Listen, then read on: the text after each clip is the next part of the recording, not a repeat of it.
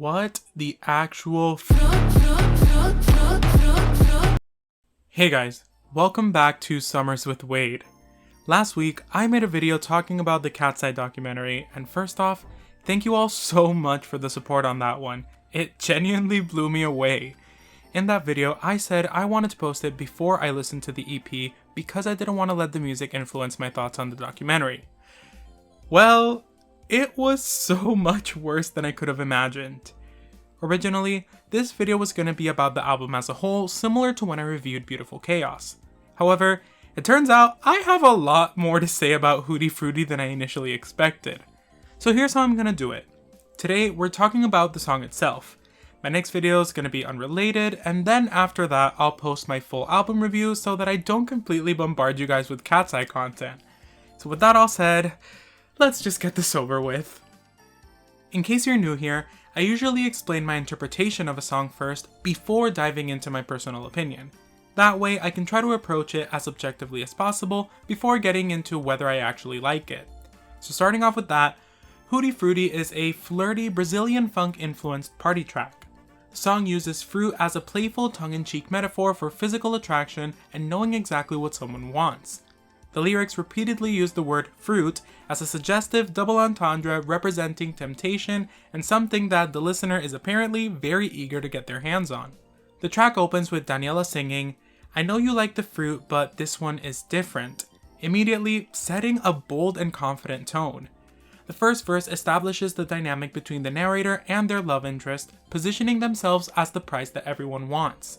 They then use expensive snacks and trendy lifestyle items as symbols of their high status and selective taste. During the pre-chorus, they practically spell out the intended meaning for us, with Lara and Sophia singing, "You think I'm unaware, but I know what you want. You came for something rare, I'll put it on your tongue." I think you get it. The chorus is essentially just them repeating Hootie Frutti, so we'll skip that for now. During the second verse, they make it clear that there's a time limit on this offer, urging this person to hurry up and get it before it's gone. Then we rinse and repeat the pre-chorus and chorus. Okay, now let's get into my opinions. Let me start with the positives, because despite everything I'm about to say, I don't think Hootie Frutti is completely devoid of good ideas. Personally, I enjoy Brazilian funk, and considering it's been a pretty trendy genre recently, I'm not surprised that KATSEYE decided to experiment with it. The beat is fun, it's energetic and summery, and as much as I hate to admit it, the chorus is extremely catchy. Throughout the song, they repeat Hootie, Frutti, and fruit a combined total of over 60 times. So honestly, it would be impressive if this song didn't get stuck in your head. It's basically auditory brainwashing, but it works. I also really enjoyed Lara's vocalizations in the final part of the song. There's something about the way she added those little flourishes that gives the ending a bit more personality and makes it feel less repetitive. The overall vibe of the ending also reminded me of MIA, which is one of the better KATSEYE songs in my opinion. So in a weird way, Hootie Frutti felt like a callback to something I already enjoyed from them. I just wish there was more of that, which is actually one of the biggest hurdles I have with this song.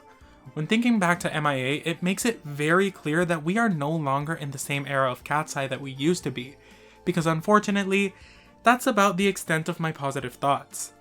Diving into the criticism, the first thing I want to talk about is the accent. This has been a bit of a mixed bag in terms of reception, at least from what I've seen. I saw this video from Ashton Ray on Instagram before I even heard the song. No, KATSEYE is really funny because they got the Korean girl talking about some $20 smoothies in LA. Like, okay, flaquita Yoonchae. Like, what? $20 smoothies in LA. You're from Seoul. For this era, they said, okay, I dub thee Yoonchae Rodriguez. After watching it, I remember thinking, there's no way it's that bad.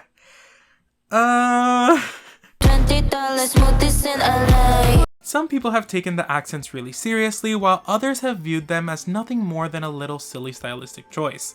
And personally, I'm a little torn. I think on its own, while obviously not right, it could pass as a more humorous or exaggerated performance choice. It reminded me a little bit of Britney doing a British accent while performing. When you hear this in the club, you gotta turn the shit up. They watching us. They watching. She was out here singing with an accent that made absolutely no sense, and people were confused, but eventually it became part of the song's campy appeal. So if this were just a random goofy accent in an otherwise normal song, I probably wouldn't care nearly as much. But when you start looking at the rest of the song, and more importantly the music video, it starts to feel more like funny weird. Cause why did they make these choices? And staying on the topic of Yoonchae, why would they give her the line, "Carry my matcha, Mount Valley water, I like my mochi drenched in chocolata"? I am very clearly not Asian, so I'm not gonna sit here and pretend I can speak from that experience, but I've seen a lot of discussion surrounding this line, particularly because of the way these different Asian cultural references are seemingly thrown together and then given to Yoonchae. And to be clear, I'm not saying you have to be a specific nationality to enjoy these things. I too love me some mochi and matcha, but once again, when you put that alongside everything else happening in the song, it starts to feel more questionable. I've seen people say that it felt like the song was grabbing whatever trendy Asian coded food references it can think of and giving them to Yoonchae. While that might not necessarily be what they intended, intention and execution are two very different things. My final gripe with the lyrics is honestly just how on the nose the sexual innuendo is. KATSEYE have had risque moments before, that's nothing new, but Hootie Frutti takes the metaphor and basically removes all subtlety from it. The fruit they're talking about isn't necessarily just them metaphorically being sought after. It can very easily be interpreted as a placeholder for something else. I don't think I can really explain what without this video getting flagged, but if you're old enough, you know what I mean. Obviously, this is true in the US, where certain fruits and emojis have become shorthand for specific body parts, but in my experience, that association can be even more obvious in Latin American spaces. So while I usually try to give the benefit of the doubt when it comes to things like this, I had a hard time believing that this particular interpretation was accidental. And that was before I saw the music video. Oh my god. If I thought the lingerie scene in Animal was a little too much, this video is so much worse. I've made this disclaimer so many times while covering KATSEYE, but just in case you're new, I want to make this very clear. I do not consider myself a prude, and I don't have particularly conservative views when it comes to sexuality or self-expression. I genuinely believe that you should be able to do whatever you want with your body as long as you aren't hurting anyone. That extends to self-expression and the way an individual chooses to present themselves. Whether that's makeup, an outfit, your hair, piercing, surgery, whatever. If it's your body and your choice, do what makes you happy. So why am I harping on this point so much? I've said in the past that I think some of KATSEYE's outfits and choreography have crossed into overly sexual territory. I even talked about the result of that in my documentary video. I said, and I quote, "This isn't me saying KATSEYE needs to make children's music." And I still stand by that. Parents have the responsibility to monitor what their kids consume and determine what's appropriate for them. But I also believe that companies have a responsibility to understand who their target audience is and how their marketing reaches that audience.